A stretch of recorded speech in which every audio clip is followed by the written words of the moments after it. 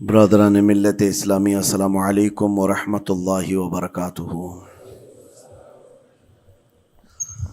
الحمد للہ وکفا وسلام علی حبیبہ المصطفیٰ، اما بعد فاعوذ باللہ من الشیطان الرجیم، بسم اللہ الرحمن الرحیم۔ فبما رحمۃ من اللہ لنت لهم ولو كنت فظا غلیظ القلب لانفضوا من حولک، صدق اللہ مولانا العظیم۔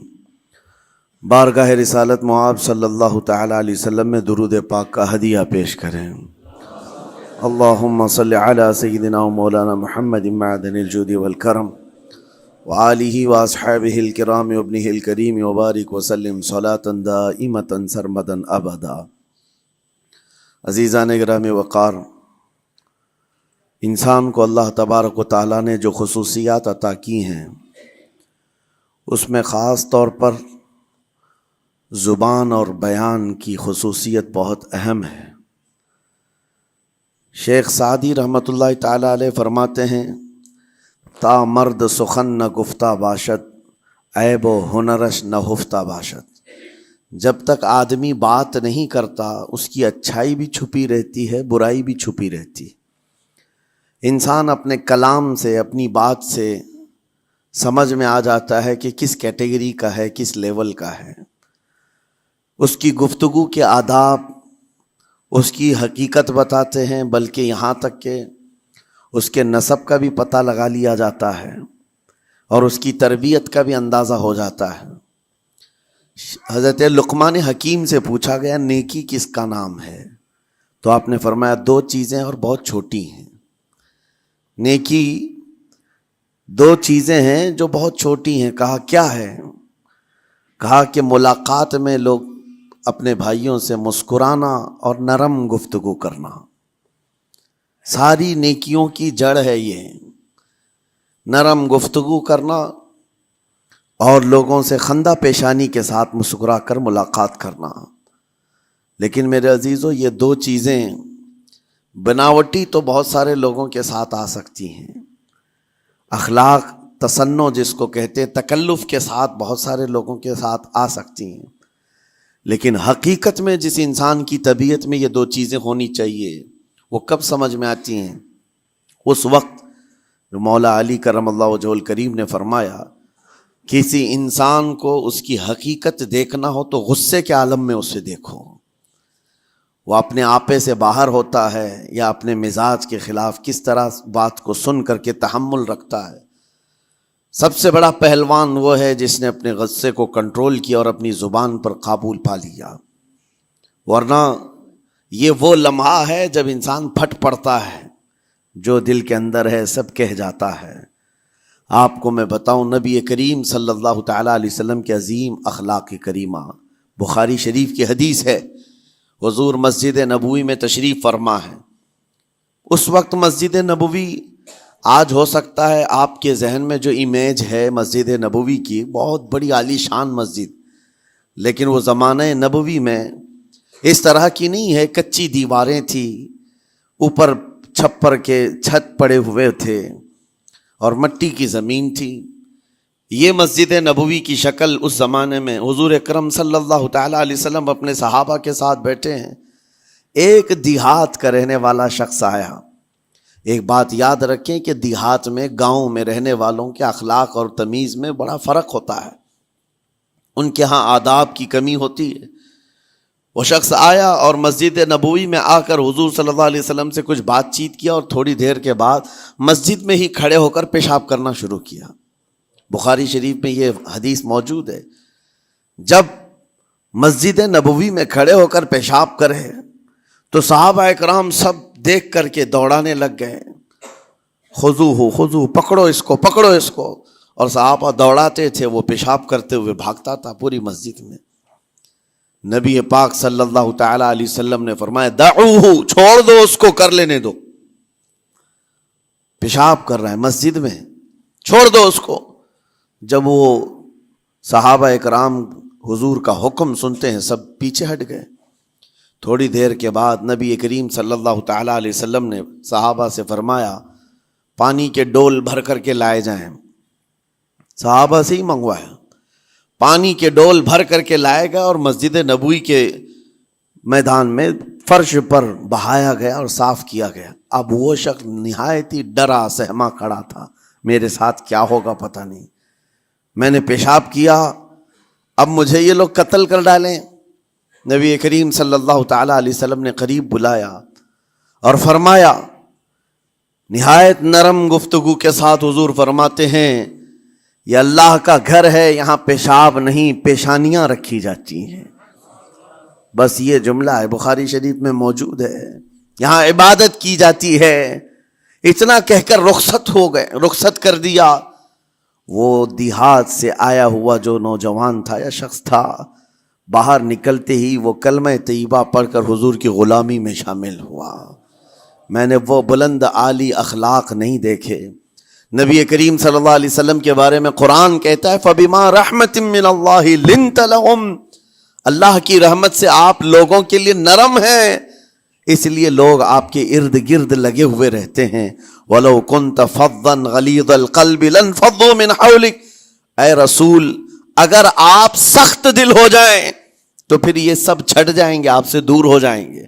اس رسول کے لیے جب کہا گیا ہے کہ اگر آپ سخت ہو جائیں تو لوگ چھوڑ کر کے دور ہو جائیں گے، تو ہمارے اور آپ کے لیے کس قدر لہجے کی پابندی ضروری ہے۔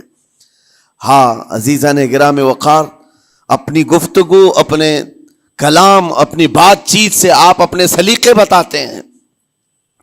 گالی گلوچ کرتے ہوئے جن کی صبح شامیں ہوتی ہیں، ان کو دیکھ کر کے ہی پہچان میں آ جاتا ہے کس گھر سے یہ تعلق رکھتا ہے، کہاں ان کی تربیت ہوئی ہے، کس طرح ان کے آداب سکھائے گئے۔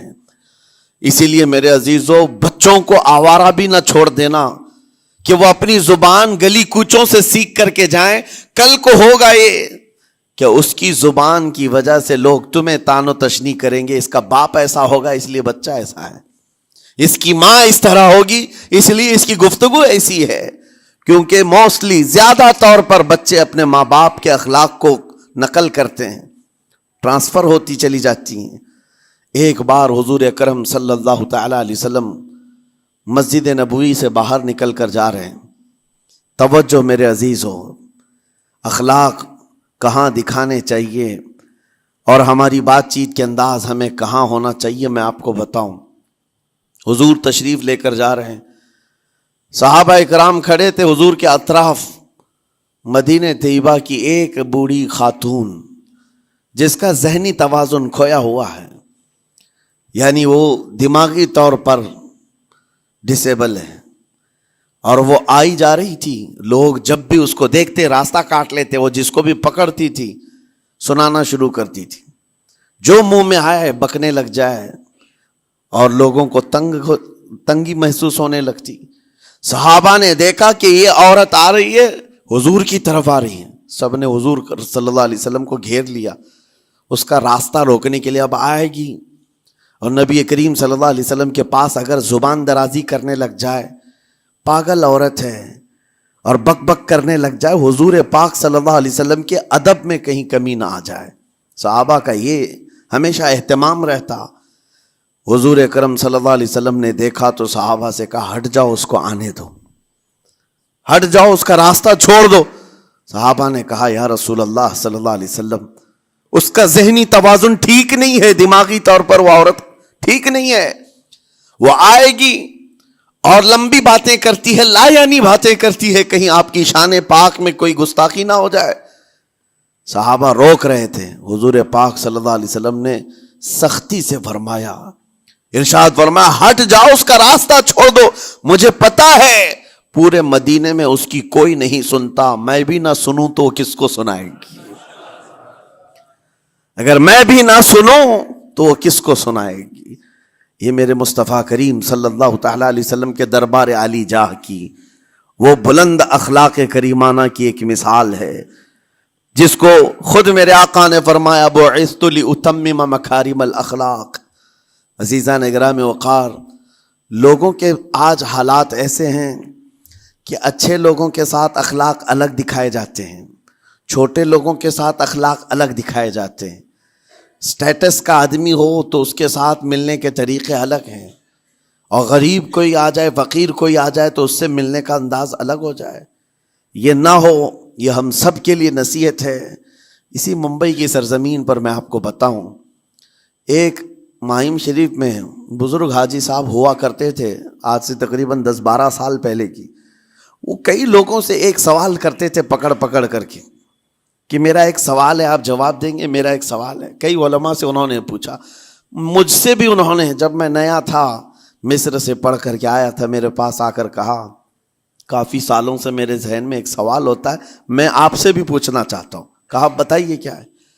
کہا میں حضور سرکار مجاہد ملت رحمت اللہ علیہ کا مرید ہوں۔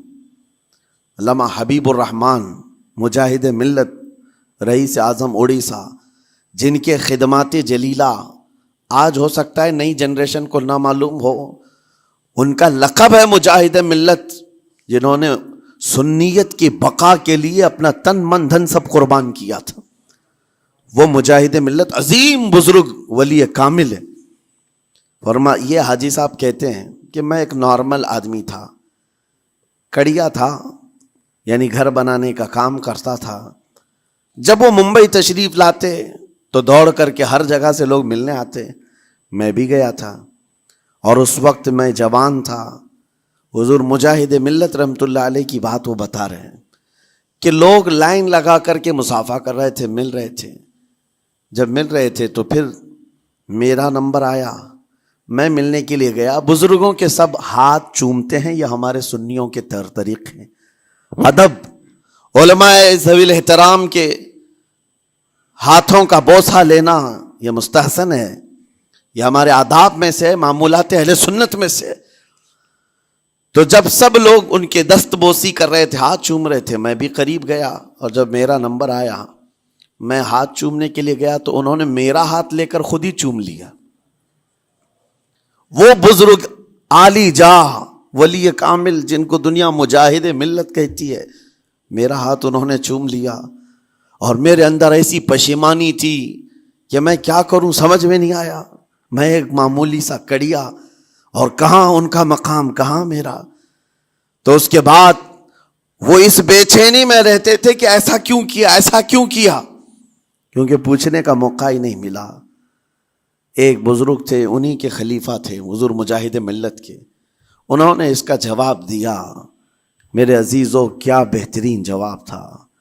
حضرت مجاہد ملت رحمت اللہ تعالی علیہ یہ چاہتے تھے کہ ہزاروں لوگ ہماری تعظیم کرتے ہیں تو کہیں ہمارے دماغ میں بادشاہت کا خیال نہ آئے، ہم غریب اور فقیر کا ہاتھ چوم کر اپنے نفس کی مخالفت بھی کرتے ہیں۔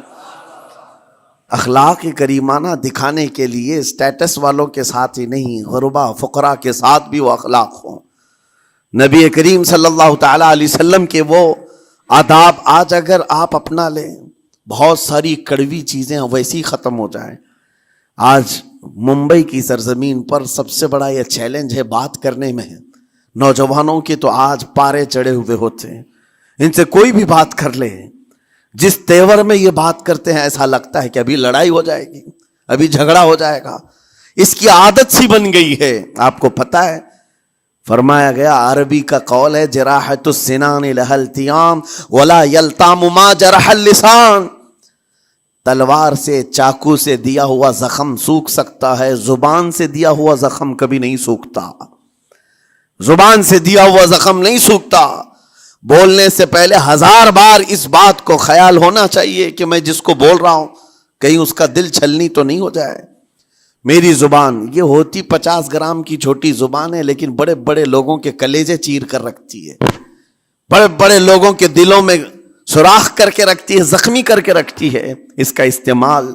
اسی لیے روایت میں ملتا ہے کہ جب انسان صبح کرتا ہے تو سارے اعضاء، ہاتھ پیر آنکھ کان ناک، سارے اعضاء سب سے پہلے زبان سے یہ عرض کرتے ہیں، اس کی پناہ مانگتے ہیں، کہتے ہیں آج تو صحیح سلامت رہے گی تو ہم سب صحیح سلامت رہیں گے، اور اگر تو پھسل گئی تو عذاب ہم پر بھی ہوگا۔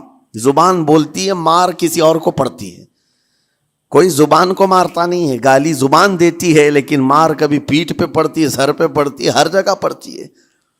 تو یہ زبان نبی کریم صلی اللہ تعالی علیہ وسلم نے ارشاد فرمایا من یضمن لی ما بین لحیتیہ وما بین، حضور پاک صلی اللہ تعالی علیہ وسلم فرماتے ہیں جس نے دو چیزوں کی ضمانت مجھے دے دی، حفاظت کی، میں اسے اضمن لہ الجنہ، میں اس کو جنت میں لے جانے کی ضمانت دیتا ہوں۔ دو چیزیں کیا ہیں؟ حضور فرماتے ہیں ایک دو جبڑوں کے بیچ میں جو موجود زبان ہے اس کی حفاظت کر لے، اور دو رانوں کے بیچ میں جو شرمگاہ ہے اس کی حفاظت کر لے، یہ دو چیزیں جس نے بچا لیا میں اس کو جنت میں لے جانے کی ذمہ داری دیتا ہوں، ضمانت دیتا ہوں۔ اس کا کتنا بڑا کردار ہے، یہ زبان کا کتنا بڑا کردار ہے۔ اور حضور نے ایک بار پکڑ کر کے فرمایا تھا، زبان کو پکڑ کر کے کہا تھا یہ وہ زبان ہے جو انسان کو جنت میں بھی لے جاتی ہے اور دوزخ میں بھی لے جاتی۔ کلمہ کس سے پڑھتے ہیں آپ؟ لا الہ الا اللہ، زبان ہی سے تو پڑھتے ہیں، اسی کلمے نے آپ کو جنت تک پہنچایا۔ اور کافر جو کفر کرتا ہے وہ بھی زبان سے ہی کرتا ہے، اور زبان اسے ہمیشہ کی دوزخ میں لے جاتی ہے۔ اس زبان کو چلانے سے پہلے 1000 بار سوچ لیں کہ آج لہجوں کی سختیاں بڑھتی چلی گئیں، اور آپ کو پتہ ہے قرآن پاک میں رب تعالیٰ نے یہ فرمایا وَلَا تَقُلْ لَهُمَا اُفٍّ وَلَا تَنْهَرْهُمَا، والدین کے بارے میں بچوں کو کیا کہا گیا؟ ان کو اف تک نہ کہو۔ لیکن زبان جب کھلتی ہے نا، ماں باپ کے خلاف نوجوانوں کو ہم نے دیکھا ہے گالی گلوچ کرتے ہوئے اور اتنی بری باتیں کہتے ہوئے، معاذ اللہ۔ عزیزان گرامی وقار، حضور نے تو یہ فرمایا جس نے پلٹ کر کے اپنے ماں اور باپ کو سخت لہجے میں بات کیا یا ان کی نافرمانی کی، حضور فرماتے ہیں میرا دل چاہتا ہے کہ اس کے گھر کو آگ لگا دوں، آگ لگا دوں۔ اس لیے اس بات کو ہمیشہ یاد رکھیں، تمہارے لہجے کی سختیاں کسی کو زخمی کر دیں تو آخرت خراب ہو جائے گی، آخرت خراب ہو جائے گی۔ حضرت علقمہ رضی اللہ تعالیٰ عنہ حضور کے صحابی ہیں، حضور صلی اللہ علیہ وسلم کے صحابی ہیں، آخری وقت آ گیا تھا لیکن زبان نہیں کھلتی تھی۔ حضور پاک صلی اللہ علیہ وسلم کے پاس سفارش لائی گئی کہ آپ کے وہ ساتھی ہیں انتقال کر رہے ہیں لیکن زبان پر کلمہ بھی نہیں آتا۔ حضور تشریف لائے، دیکھا، پوچھا گھر میں ان کے کون کون ہے؟ کہا بیوی ہے اور ماں ہے۔ ماں کو بلایا اور کہا علقمہ کے بارے میں کیا کہتی ہو، کیسا تھا؟ کہا بہت اچھا، پرہیزگار، عبادت گزار، ساری نیکوکاریاں اس کے اندر ہیں۔ تو پھر حضور نے پوچھا اچھا یہ بہت نیک تھا، تم بھی اس سے راضی ہو کہ نہیں ہو؟ ماں نے کہا میں نہیں راضی ہوں، میں راضی نہیں ہوں۔ کہا کیوں، وجہ کیا ہے؟ کہا یا رسول اللہ میرا اکلوتا بیٹا، میرا تنہا بیٹا تھا، بڑی محبتوں کے ساتھ اس کو پالا تھا، اور جب میں نے اس کی شادی کی اپنی بیوی کو لایا، اور جب بیوی گھر پر آ گئی تو میری بات کو ہلکے میں لیتا، اپنی بیوی کی بات کو فوقیت دیتا، ترجیح دیتا، اور اس وقت غالباً یہ باتیں تھی کہ زبان سے کوئی کلمہ ان کے نکلا ہوگا جو بیوی کی حمایت میں تھی، ماں کو تکلیف پہنچ گئی۔ کہا میرا دل گوارا نہیں کرتا، میں اس سے راضی نہیں ہوں، باقی وہ بہت نیک بندہ ہے، بہت اچھا ہے۔ حضور نے فرمایا دیکھو زندگی کے آخری پڑاؤ پر آ چکا ہے، روح نکلنے کو ہے، معاف کر دو۔ وہ بھی صحابیہ تھی، انہوں نے کہا آقا آپ کا حکم ہے یا مشورہ ہے؟ اگر حکم ہے تو پھر ماننا ہے۔ حضور نے فرمایا نہیں، حکم نہیں، مشورہ ہے۔ کہا مشورہ ہے تو پھر دل نہیں چاہتا، دل نہیں چاہتا۔ حضور نے فرمایا صحابہ سے کہ لکڑیاں جمع کرو، آگ لگاؤ اور انہیں اٹھاؤ، آگ میں ڈال دو۔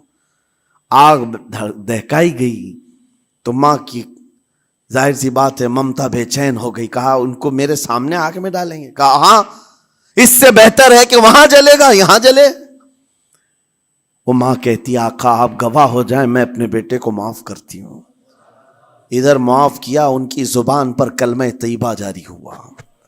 میرے عزیزو یہ بتانا مقصود اس لیے ہے کہ زبان سے دیے ہوئے زخم خواہ والدین کو ہو، یہ معمولی نہیں ہوتے۔ ہو سکتا ہے آخری وقت تمہاری زبان بند ہو جائے اور کلمہ طیبہ بھی نہ جاری ہو، زبان کھلنے بھی نہ لگے، یہ حالات آ جائیں گے۔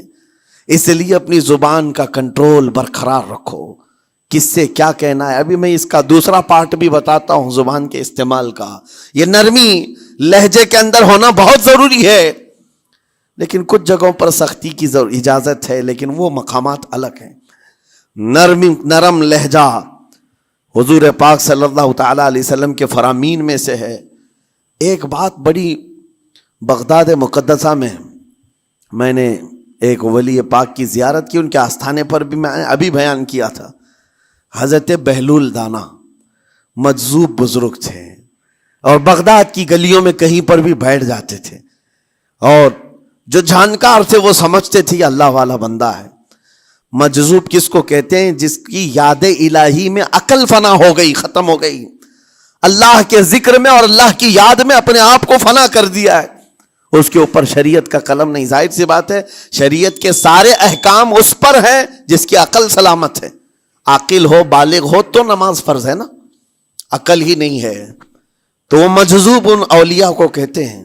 لیکن ان کے بارے میں حدیث میں ہے، اللہ کے نبی نے فرمایا وہ ایسے بندے ہیں کہ اگر اللہ کو قسم دے دیں کسی بات کی، اللہ ان کی قسم پوری کرتا ہے۔ وہ بہلول دانا بیٹھے ہوئے تھے، بغداد کا ایک مشہور تاجر تھا، لیکن خستہ حال تھا، بہت نقصان اٹھا چکا تھا، خسارے میں چل رہا تھا، بزنس پورا لاس میں، اور وہ پریشان حال بہلول دانا کے پاس آیا، گڑ گڑایا، کہا کہ حضور مجھے بچا لیں، رحم کر لیں، میں تاجر ہوں، لٹ گیا ہوں، لاس میں ہوں، کچھ آپ فرما دیں، میں کیسے اس بھنور سے نکلوں؟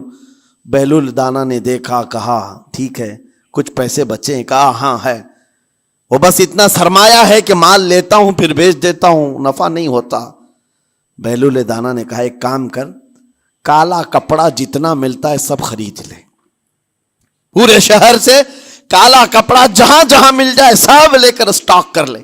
کہا جی حضور آپ نے جیسا فرمایا۔ گیا، جتنا سرمایہ تھا سب لگا دیا، کالا کپڑا خرید کر ایک جگہ اسٹاک کر دیا۔ اللہ والے کا حکم تھا، لیکن ہوا یہ کہ بغداد کا معمول تھا، 8 دن گزرے نہیں تھے کہ وہاں وقت کے حاکم کا انتقال ہوا، اور جب حاکم کا انتقال ہوتا تو شہر کے جتنے بڑے لوگ ہوتے، رئیس لوگ، وہ اس کے سوگ میں، اس کے غم میں کالا کپڑا پہنتے تھے، اور کالا کپڑا سوائے اس تاجر کے کسی کے پاس نہیں تھا، اور سارے بڑے لوگ پیسوں سے اس کے پاس کالا کپڑا خریدنے آئے، یہ منہ بولے قیمت پر، جیسے تیسے جتنی قیمت پر بولے سب خرید کر لے جاتے، اور پل بھر میں ایک دن کے اندر وہ بہت بڑا کروڑ پتی بن گئے، بہت مال آ گیا۔ یہ بات یاد رکھیں، اللہ مال دیتا ہے، اس کے بعد پھر آزمائش بھی ہوتی ہے۔ مال اتنا آ گیا، اب لے کر کے مستیاں تھیں، چند دن گزرے، ظاہر سی بات ہے مال کو بڑھانے کی تمنا ہر ایک کی ہوتی ہے، کوئی یہاں پر اینڈ کرنے والا نہیں ہے دنیا میں، چاہے اس کا بزنس اربوں پر بھی پہنچ جائے، اسے آگے پہنچنا ہے۔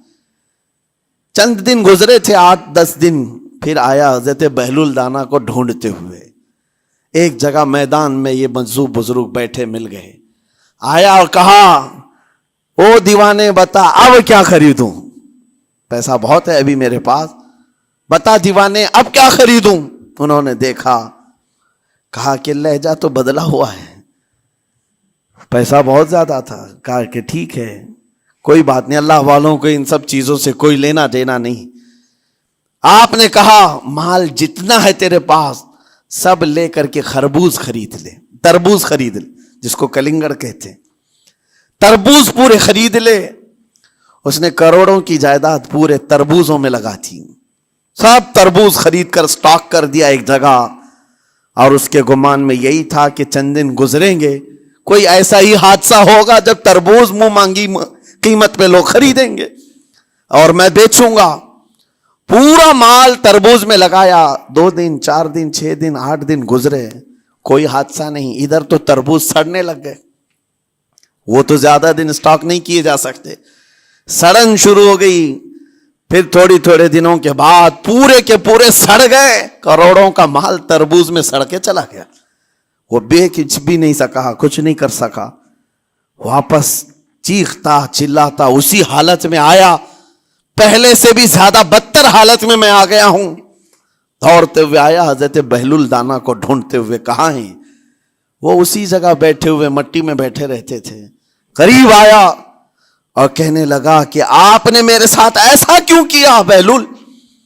بہلول دانا نے کہا کیا ہوا؟ کہا میں تو لٹ گیا، تربوز میں پیسے لگائے آپ کی وجہ سے اور پورے سڑ گئے۔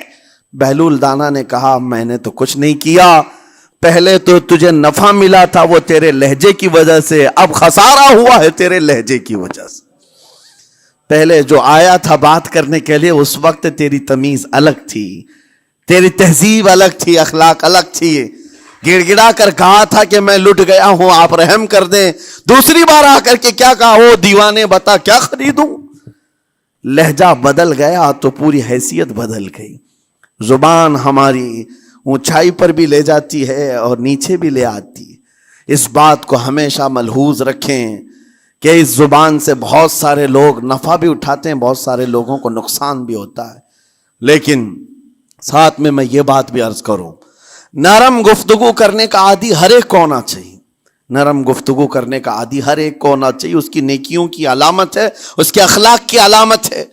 لیکن ساتھ میں امام شافعی رحمۃ اللہ تعالی علیہ نے یہ بھی فرمایا، چاہے جتنی بھی نرم طبیعت ہو انسان کی، اللہ اور اس کے رسول کے لیے غیرت ہونی چاہیے۔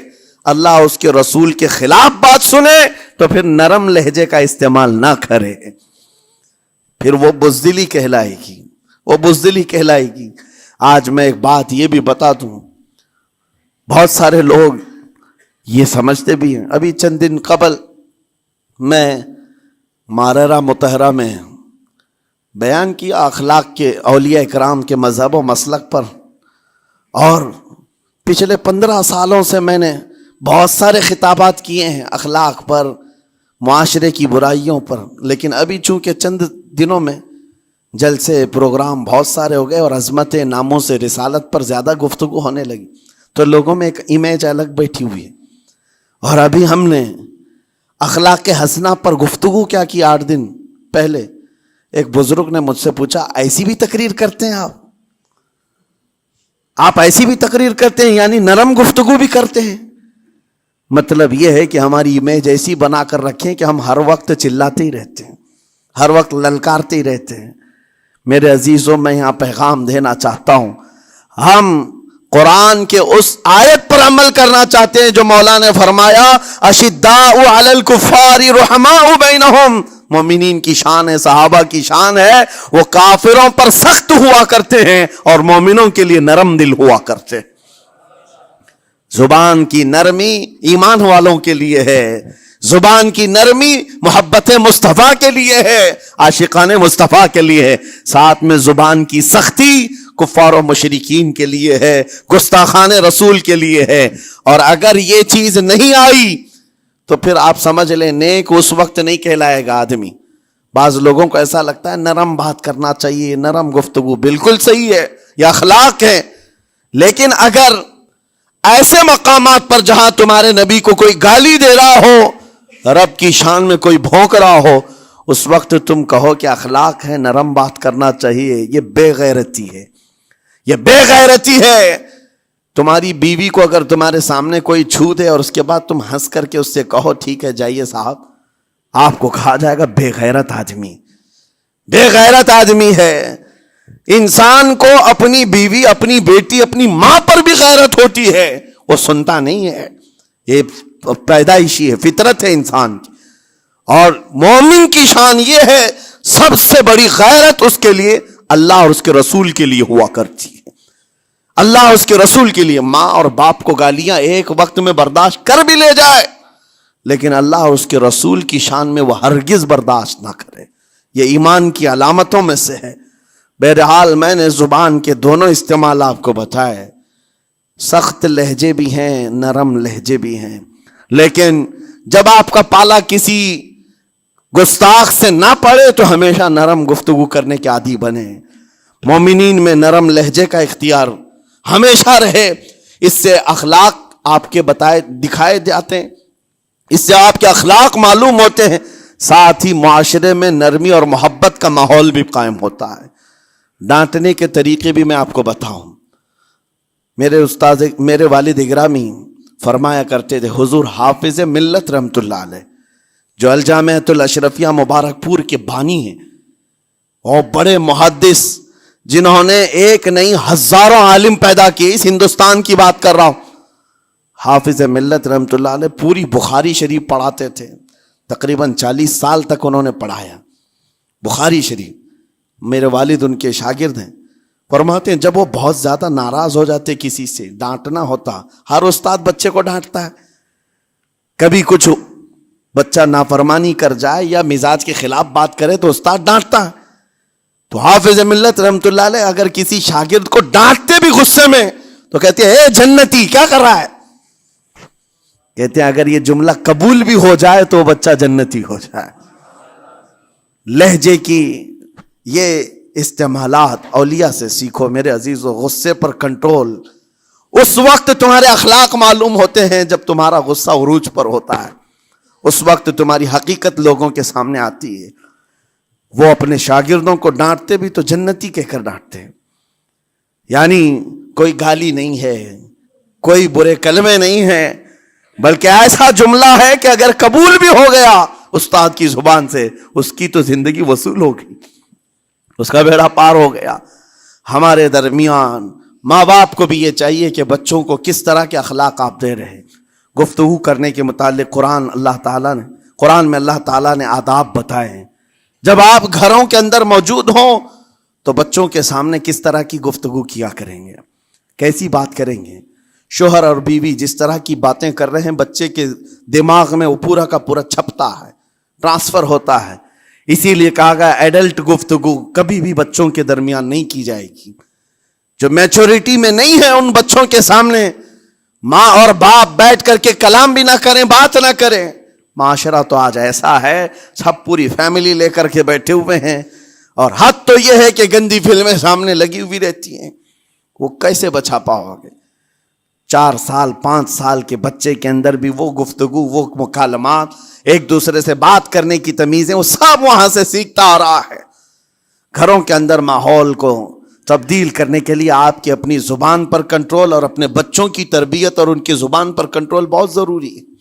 پھر دیکھنا آپ یہ معاشرہ پیدا کر کے کل کو آپ کا بچہ نکلے گا، اس کی تمیز، اس کے اخلاق پر ہر کوئی اش اش کرے گا. چند دنوں کی محنت ہے آپ کی، لیکن بچے جب سلیقے کے ساتھ گفتگو کریں تو لوگوں کا دل جیت لیا کرتے ہیں. بات کرنے کے آداب ایسے ہیں کہ لوگ دل جیت لیا کرتے ہیں. یہ میرے استاد گرامی مصر کے رہنے والے تھے. جب خطابت ہمیں سکھا رہے تھے گفتگو کرنے کے آداب، تقریر کرنے کے آداب، تو ایک امام غزالی کا قول تھا کلم الناس علی قدر عقولہم، لوگوں سے ان کی عقل کے مطابق بات کرو. اس پر وہ سمجھاتے ہوئے ہمیں ٹریننگ دیتے تھے اور کہتے تھے کہ تمہارے پاس آنے والے کئی طرح کے لوگ ہوں گے. اگر تم امام ہو، اگر داعی ہو، خطیب ہو، مقرر ہو، کوئی غریب گھر سے، کوئی بڑے امیر گھر سے، کوئی پڑھا لکھا آئے گا، کوئی جاہل ہوگا، کوئی بدتمیز بھی ہوگا، کوئی نیکوکار، کوئی گنہگار، سب طرح کے مکس مجموعہ تمہارے پاس ہوگا. ان سے خطاب کرنا، ان سے بات کرنا، کس انداز سے بات کرو گے، کیسے ان سے کلام کرو گے. میرے عزیزو یہ ہمارا اپنا ہنر نہیں ہے. ہم جو آپ کے سامنے گفتگو کر رہے ہیں یہ ہمارا فن نہیں ہے، یہ اپنا پیدا کیا وہ ہنر نہیں ہے. ہمیں سکھایا گیا تھا صرف اور صرف آپ کو اس مجمع سے اور یہ آئے ہوئے جمع غفیر سے بات کرنے کے لیے ایک ہی اسلوب اپنانا ہے. دیکھنا ہے کہ رسول اللہ کیسے بات کیا کرتے تھے. میرے آقا صلی اللہ تعالی علیہ وسلم کا اسلوب اپناؤ. حضور کے خطبے دیکھو، حضور جب خطاب کرتے، ظاہر سی بات ہے مسجد نبوی میں اس وقت بھی لوگ، ہر طرح کے لوگ آتے، دیہات کے بھی تھے، شہر کے بھی تھے، اعلیٰ دماغ والے لوگ اور کئی الگ الگ قسم کے لوگ آتے. حضور کا خطاب سب کے لیے تھا. عزیزان گرامی، ان سنتوں پر عمل کر کے آج آپ اپنے لہجے کو بہتر بنا سکتے ہیں. بس میری گفتگو کا خلاصہ یہی ہے کہ اللہ تعالیٰ ہمیں زبان کا صحیح استعمال عطا فرمائے، ورنہ یہ زبان کی سختیاں اور اس کی کڑواہٹ ہمیں دوزخ میں بھی لے جاتی ہے، دوزخ تک لے جا سکتی ہے. اللہ تعالیٰ اس کی مکاریاں، اس کی عیاریاں اور اس کی شرانگیزیوں سے ہم سب کی حفاظت فرمائے. ساتھ میں یہ بھی میں بتا دوں، وہ زبان پاک نہیں بولتی، وہ زبان پاک نہیں بولتی جو حلال نہیں کھاتی. یہ بھی بزرگوں نے فرمایا ہے، یہ زبان پاک نہیں بولتی جو حلال نہیں کھاتی. اسی سے ہر کچھ گزرتا ہے، اندر پیٹ میں جاتا ہے. حلال لقمے اس سے گزارو تو زبان پاک بولے، اللہ کا ذکر کرے اور تمہیں زبان میں وہ لذت آنے لگ جائے. لیکن اس سے حرام لقمے گزارتے رہو گے، اس کے لہجے کی سختیاں بھی آ جائیں گی، اس کے اندر کڑواہٹ بھی آ جائے گی، گالی گلوچ، یہ سارے استعمالات یہ زبان کرنے لگ جائے گی. کیوں؟ اس سے حرام لقمے جو گزارے جا رہے ہیں. اس چیز کا بھی خیال ضروری ہے. زبان کو جس طرح کا پیٹرول دو گے ویسی چلے گی یہ گاڑی. جس طرح کا ڈیزل اس کے اندر ڈالتے ہو، حرام یا حلال، یہ بہت معنی رکھتا ہے. اور ایک بات یہ بھی سن کر کے چلے ہیں کہ حضرت سلیمان علیہ السلام کے زمانے میں ایک مناظرہ ہوا تھا علماء کا. بعض لوگوں نے کہا کہ انسان کی ایک جماعت تھی، انسان کی زبان افضل ہے، منہ افضل ہے، اس لیے کہ وہ اللہ کا ذکر کرتی ہے. بعض نے کہا کہ نہیں، انسان کے پیچھے کا مقام اچھا ہے، اس سے بہتر ہے. یہ دونوں کی تکرار میں حضرت سلیمان علیہ السلام کے پاس بات آئی، آپ بتائیں. تو ان سے پوچھا تم اتنی بڑی بات کیوں کہہ رہے ہو؟ اس کے پیچھے کا مقام اچھا ہے. کہا کہ اس لیے کہ وہ صرف نجاست نکالتا ہے، وہ صرف نجاست نکالتا ہے، وہ مقام غلاظت باہر کرتا ہے، غلاظت اندر لیتا نہیں. زبان غلاظت اندر بھی لیتی ہے، حرام کھاتی بھی ہے، لوگوں کو زخمی بھی کرتی ہے. ان علماء کی دلیل تھی. تب آپ نے فرمایا بات ٹھیک ہے، جس انسان کا زبان پر کنٹرول نہیں، حرام کھاتا ہو اور بد کلامی کرتا ہو، گالی گلوچ ساری چیزیں کرتا ہو، آپ نے فرمایا اس سے بہتر اس کا پیچھے کا مقام ہے. اور جو انسان کنٹرول رکھتا ہے، حلال کھاتا ہے اور لہجے کی نرمی رکھتا ہے، ظاہر سی بات ہے اس کا منہ ہی افضل ہے، اس کی زبان افضل ہے. اب یہ تو فیصلہ سب کا ہے، کس کو کیا چیز اختیار کرنی ہے. عزیزان گرامی اوقات، یہ بہت بڑی بات ہے جو میں آپ کے سامنے کہہ رہا ہوں. زبان کو اگر کسی دوسری جگہ سے کمپیئر کیا جائے تو لگتا ہوگا نرم، یہ بالکل اچنبے والی بات ہے، عجوبے والی بات ہے، یہ کون سا کمپیریزن ہے. وجہ یہی ہے، بعض لوگوں کو ہم نے اتنا گندا بولتے ہوئے دیکھا ہے. اس سے بہتر ہے کہ وہ نہ بولیں. لوگوں کو زخمی کرتے ہیں، کسی کے مقدسات پر حملے کرتے ہیں. اللہ تعالیٰ ان کے زبان کی شرارتوں سے ہماری حفاظت فرمائے. اور کریم خدا ارحم الراحمین مولا اس چیز سے بھی ہمیں حفاظت فرمائے. قیامت کے دن کچھ لوگ صرف اس لیے پکڑے جائیں گے کہ وہ کچھ نہیں بولتے تھے، لیکن وہ جن کے ساتھ رہتے تھے وہ بولتے تھے، وہ لوگ بولتے تھے، اور ان کی وجہ سے یہ خاموش رہنے والا جو ساتھ میں تھا اسے بھی جہنم میں لے جایا جائے گا. اور وہ اس دن کہے گا پکار کر، یا ویلتا لیتنی لم اتخذ فلانا خلیلا، اے کاش میں فلاں کی دوستی نہیں کیا ہوتا تو اچھا ہوتا، آج میں بچ گیا ہوتا. اپنے ماحول کو بچاؤ، جہاں زبان کی خرابی دیکھو اپنے آپ کو بھی بچاؤ اور اس ماحول سے بھی اپنے کو دور رکھو. اللہ کی بارگاہ میں دعا ہے مولا تعالیٰ اس زبان کو خالص اپنے ذکر میں لگائے اور اپنے حبیب پاک کے ذکر میں لگائے. مولا تعالیٰ ہم کو زبان کی بد کلامیوں سے محفوظ و مامون فرمائے.